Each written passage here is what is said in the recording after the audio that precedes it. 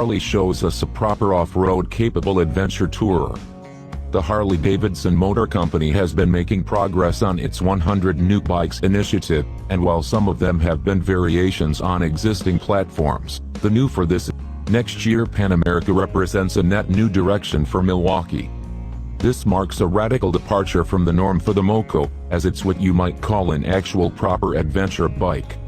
It's built with an off-road bias to a degree far beyond the flat track bike or any Sportster with Nobby's homemade scrambler, and it sports plenty of that rally-type style with a brand new V-twin power plant as the icing on the cake.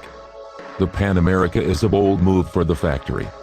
Not only is it new territory for both their designers and dealers, but it's a move onto contested turf with no shortage of established marks with which to butt heads. The focus on rough terrain riding is apparent right out of the gate.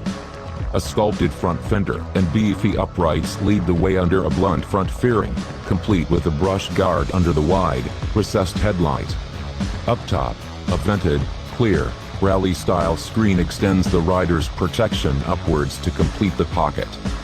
Stock handguards protect your hamburger shovels from biting temperatures and brush strikes, plus I expect they'll protect your clutch and brake levers when, not if, you drop it.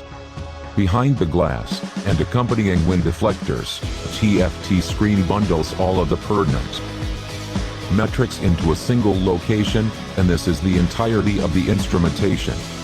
Blackout treatment is rife, and it displaces any kind of chrome bling.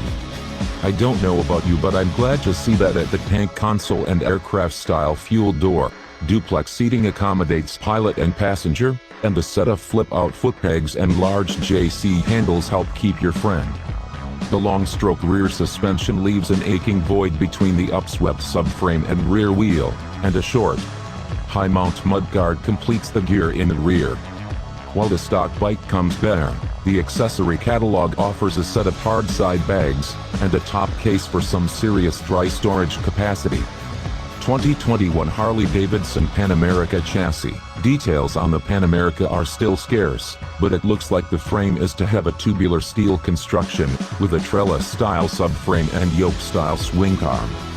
To limit weight, the factory opted for the stress engine approach that uses the mill to displace the down tube or cradle sections of the frame.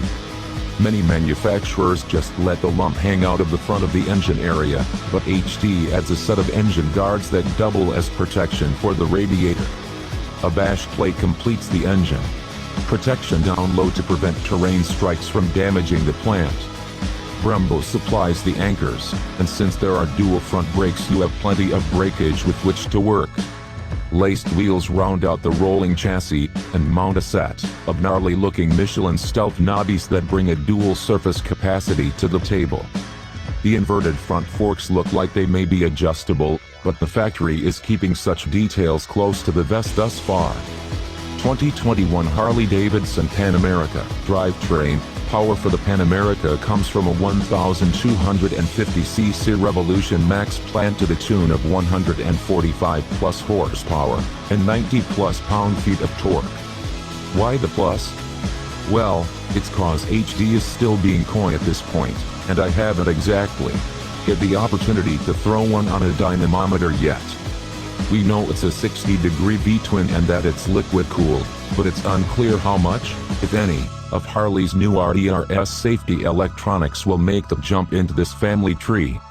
At a glance, the jugs seem to be offset, which suggests a side-by-side arrangement for the connecting rod big ends, and probably a common crank pin in the bottom end rather than the old 2-in-1 Conrads. I'm going to go out on a limb here and say, it's going to sport chain-driven, overhead cams rather than push rods for the valve train timing, and I think that's pretty safe money.